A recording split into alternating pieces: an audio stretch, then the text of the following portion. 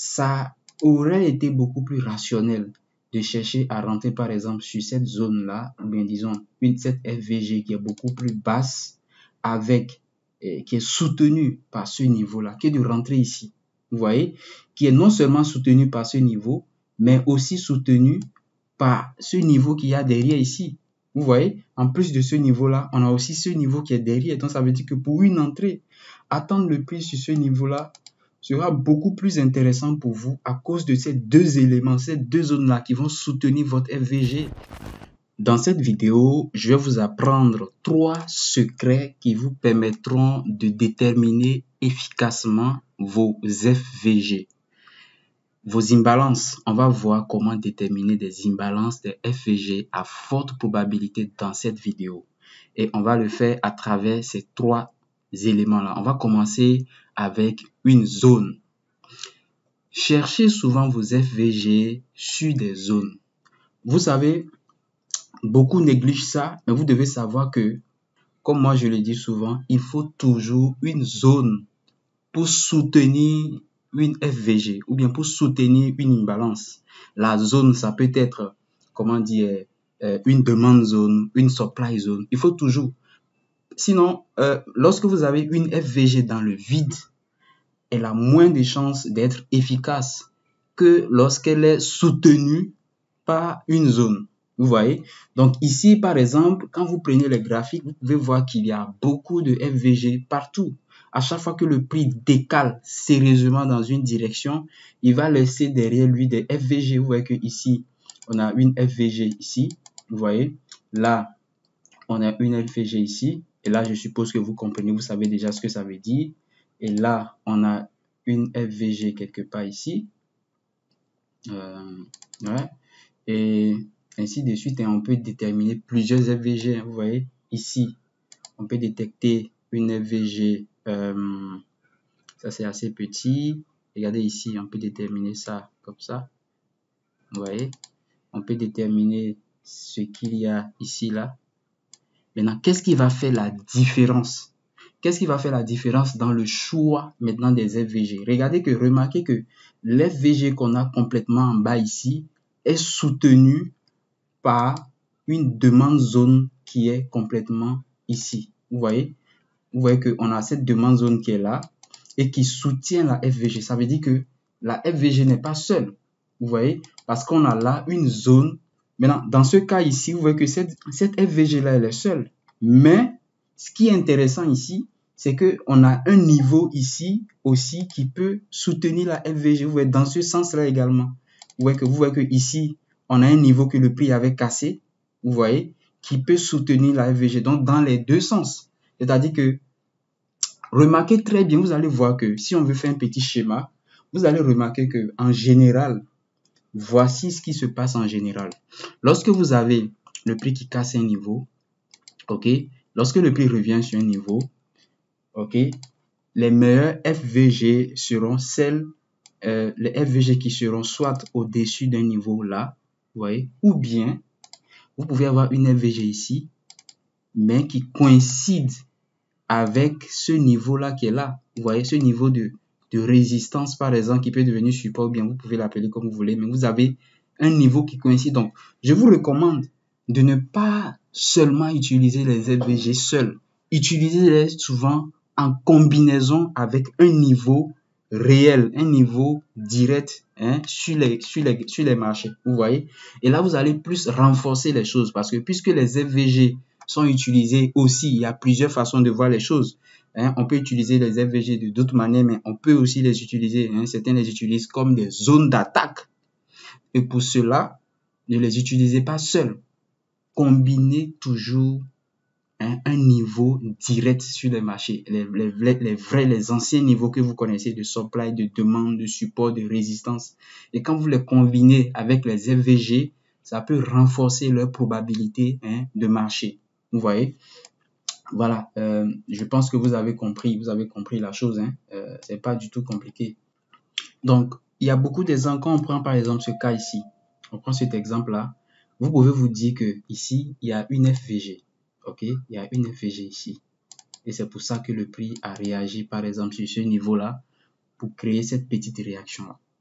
Mais ce que vous ne voyez pas, ou bien ce que vous négligez peut-être, qui a donné plus de force à la chose, c'est qu'il y avait une résistance ici, c'est qu'il y avait un niveau ici. Vous voyez, c'est que vous oubliez souvent de voir le pullback qu'il y a eu sur ce niveau-là, qui n'est pas du tout à négliger. Et si je veux le tracer, vous allez voir qu'on a un niveau ici. Vous voyez? Et le niveau a même mieux réagi parce qu'il nous a permis même d'avoir une précision sur l'endroit où le prix va vraiment réagir. Vous voyez? En plus de cela, n'oubliez pas, on a encore ici une demande zone. Donc la FVG ici, dans notre situation ici, est soutenue par deux choses.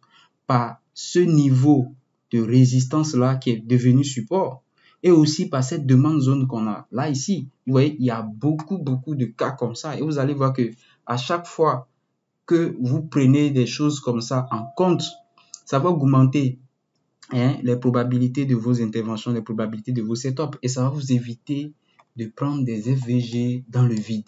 Vous voyez, et c'est ce qu'il faut vraiment pas faire. Prendre des FVG comme ça dans le vide, c'est pas vraiment une bonne idée. Vous voyez, voilà. Regardez cet exemple ici. Ici, vous voyez, vous pouvez voir que ici, on peut se dire il y a eu une FVG ici, vous voyez, et que le prix a réagi dessus. Voilà. Voilà. Vous voyez, ça, c'est le genre d'exemple qu'il faut éviter. Ça, c'est le genre d'FVG qu'il faut éviter parce que cette zone, cette imbalance est dans le vide. Il est haut. Il est très haut. Les zones qu'on a sont beaucoup plus basses.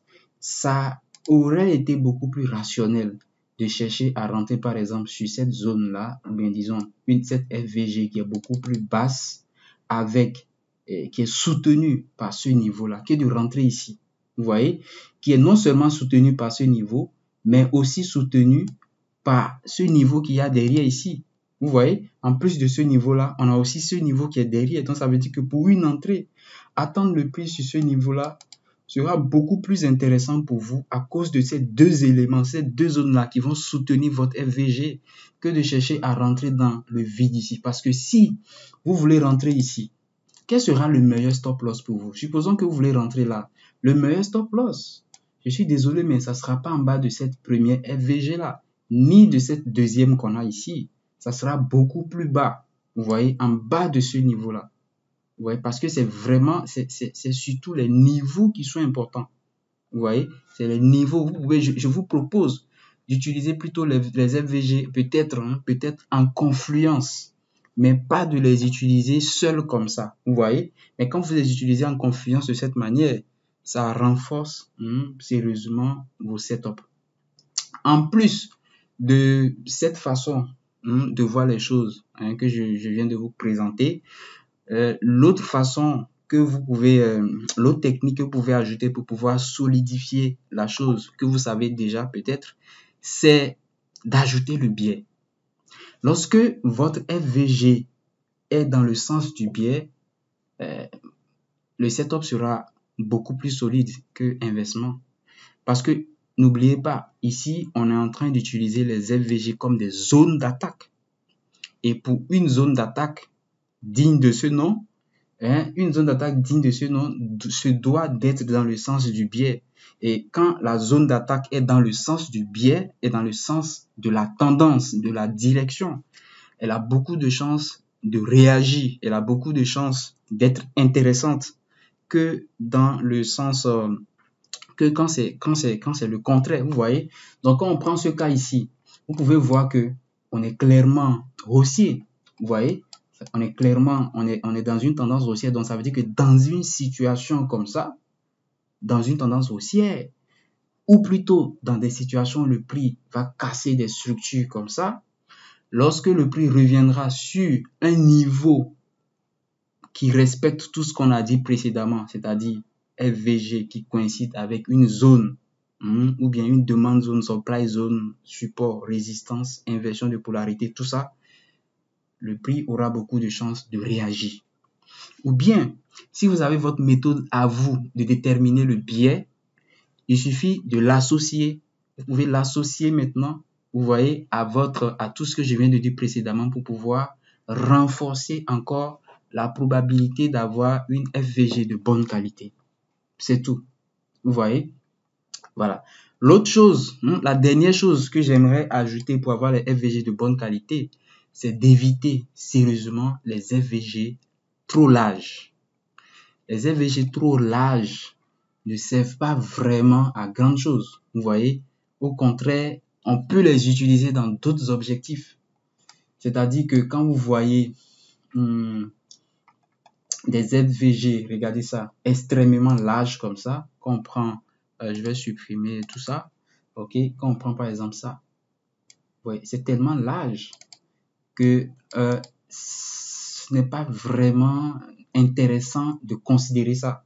Dans une situation comme ça, hein, on a plus de raisons même de considérer le niveau qui est là, vous voyez, le niveau là, et même cette zone-là, vous voyez, pour espérer un retracement profond, on a plus de raisons de considérer ces deux niveaux-là que de se concentrer sur la FVG parce qu'elle est déjà trop large et au contraire, elle va vous pousser à faire de mauvaises entrées. Vous voyez, donc c'est très important de voir ça. En général, vous pouvez constater que les FVG peuvent vous pousser dans beaucoup de situations à avoir des entrées qui ne sont pas rationnelles dans certaines situations. C'est-à-dire que pour ne pas rater l'opportunité, juste à cause de l'FVG, vous pouvez être poussé à faire l'entrée quelque part ici. Vous voyez, à mettre votre entrée là. Alors qu'en réalité, dans la majorité des cas même, le prix a tendance à même aller tester le niveau là. Vous voyez. Donc c'est pour ça qu'il ne faut pas être pressé. Et quand surtout la FVG abuse, elle est trop large, il faut plutôt considérer les niveaux sérieux qu'il y a à l'intérieur, comment dire, qui sont visibles sur la structure. Vous voyez. Voilà. C'était une courte vidéo. J'espère que vous avez aimé. Si c'est le cas, likez cette vidéo pour la donner de la force. Ça fait toujours plaisir. Rejoignez-nous sur Telegram avec le lien épinglé en description. En premier commentaire, j'allais dire c'était Roland Trading. On se dit rendez-vous à la prochaine vidéo. Ciao.